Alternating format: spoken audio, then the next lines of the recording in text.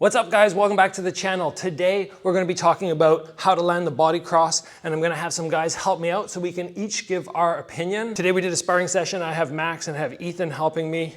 We are going to go back and forth and show you our absolute favorite ways to land the body cross so you can start getting it down in sparring.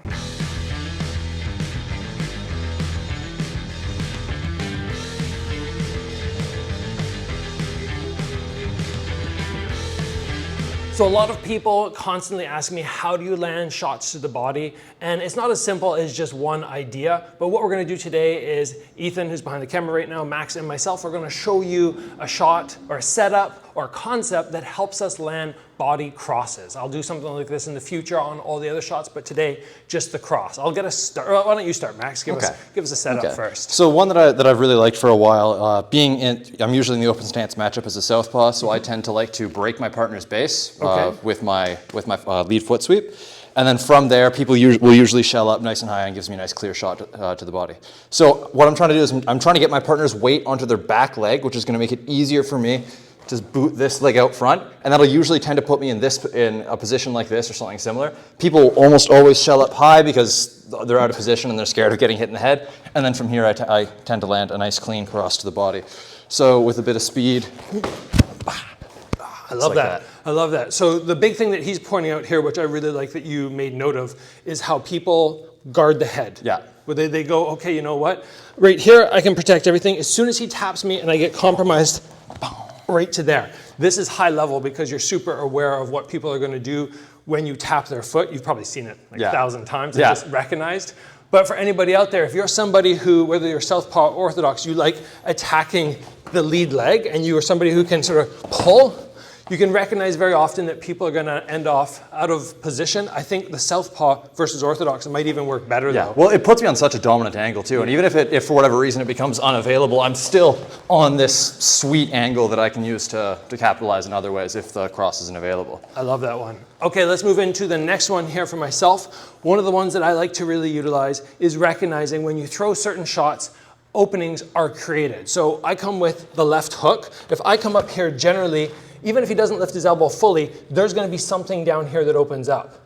Now, it doesn't need to always be left hook right to the cross. I could lead with something else. I could throw something like jab, cross, and then come to my hook, and then just know that that body cross is open. One of my favorites, just coming from the left hook high down to the body cross, and as I throw my body cross, I get my head off the center line, so if for some reason he did throw, at least it's missing there. So 1 to 2. Okay, Ethan, you're up. Cool. So my favorite way to land the body shot is I wait for my opponent's cross to come in. As it comes in, I take a small step with my lead foot and slip to the outside. Okay, so I'm outside their arm this way. As I'm here, I take my right hand, I like to fire that straight in here. When their cross is out, there's nothing to protect this part of their body. So I find that if I can time that, boom, it slips in right there, okay? Something I gotta be mindful of is that this hand stays high. I don't wanna be slipping too crazy and eating a head kick like that. I also wanna be aware of my exit. I don't wanna just, boom, sit here, because if he's, exactly, that's coming, right? I wanna land, boom, and then come out, just a little dip, and make sure I get my range back. Nice. So that one there is pretty much all based on timing and that idea that as soon as you throw something, you open something up in some way for any technique. And you just got to be on point. You see that cross come once, you block it, you see it again. Would you say you normally fire off the first cross they throw, or do you kind of time it out? I like to wait and see exactly how fast it is, how long it is, get my range a little bit, and then once I'm fairly sure it's a cross, I like to capitalize on that right away. All right, so that's a really good point because a lot of times people imagine in fights they're going to come out right away, they're going to execute this awesome technique. But exactly like Ethan said, you take your time, you assess, you watch, you take data, and then you throw something like that because there's a chance that you misread it. And if you misread it, and let's say I do a hook instead, you're coming that direction. Like he said, his hand will hopefully be up because he's already aware of that he's leaning off the side, but collect data before trying that technique. Give us another one. Yeah. So I come from a sport karate background, and one of the things that one of the techniques that is always used in sport karate is that reverse punch to the body, that cross to the body. Yeah. And another big part of it is distance sensitivity. I find that the rear straight to the body is probably the cleanest line of attack on anyone on their guard. So like if if Gabe's in a guard here, generally speaking, my jab, my cross, my hooks, everything is pretty naturally blocked, but especially from the open stance, my cross to the body almost always naturally splits the guard. So rather than having any particular setup, I tend to like to think of this as a distance sensitivity technique. Okay. So I'll tend to start from just too far away. I know that as soon as he's close enough to me, boom, I'm firing that cross right away. It's really important to understand that you're initiating an exchange when you do this, and you have to be getting out quickly. So like the classical way we do this is as soon as he enters, I'm firing my cross and I'm pivoting offline. What I found especially effective is that I'm usually checking my partner's lead hand, like so, which means that I have a lot more safety on this angle because I can feel what he's about to do. Yeah. He can't jab me because my hand's just in the way. And if he pulls back to hook, I can feel it and adjust. So as he's entering, I'm feeling the distance, landing my cross, checking the lead hand, and then I'm pivoting out to the side like so. Nice. Now, do you leave your front hand there as you hit, or is it kind of a staggered motion? It can really depend. If I feel like they're going to be entering with their lead hand, I'll often check first. Okay, so you're waiting. Boom, like so, and then exit. Okay. But if I feel like they're more just shelled up, yeah, I'll land, and then to cover my escape, I'll cover the hand. Nice. Oh, I like that one a lot because you're reacting to what they're doing as opposed to there's one rule.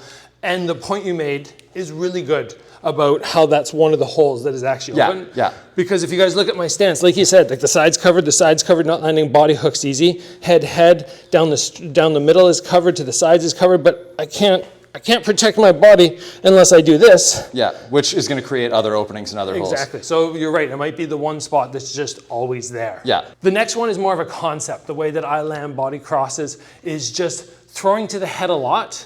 So I just let my hands go because naturally a lot of people who are good, they'll have this guard right now, which means if I come down the middle and he sees it coming, he's just going to get that little elbow across. So I find a lot of times I have a little difficulty in doing that, especially if I only throw one punch. So if I can just get this guy thinking, okay, up, up, up, and I just start tagging lots, I just wait for the elbows to raise. So it's not anything special on this one, it's just attack the head a lot and be aware that once those arms are up, I can either come right in or I can even go off a fake. I can just fake up high and then drop low. But a lot of times people force body shots, they want to land them, they force it, they don't wait for an opening like these other guys have been showing you, these great setups. So on this one, just recognize as you hunt the head more and more, the arms naturally will raise, which gives you that opening, and then is the time to attack. All right, so the last one I have, it's a little bit different. I set this up by switching my stance. Now, the switch I do is gonna look similar to when I switch to throw my lead roundhouse kick. So what I'm gonna do, I'm gonna switch my feet. As I do that, I'm gonna dip my head offline here. My lead hand, what would be my jab, boom, is gonna fire out. I consider this across the body because I'm switching my stance. Here, boom, and it comes in. A great thing that comes off of this, if I switch and I land, boom, here, that left kick is still set up. Just lean a little bit, bang, and it can come up after. So that's one of my favorite ways to land the straight body shot. All right, guys, so those are not the only ways you can land crosses to the body, but hopefully you were able to take some information there, add it to your arsenal, try some new things out in sparring, and you're gonna be landing that body cross with much more ease. If you enjoyed the episode, please give it a like. If you haven't already, join the channel, get subscribed.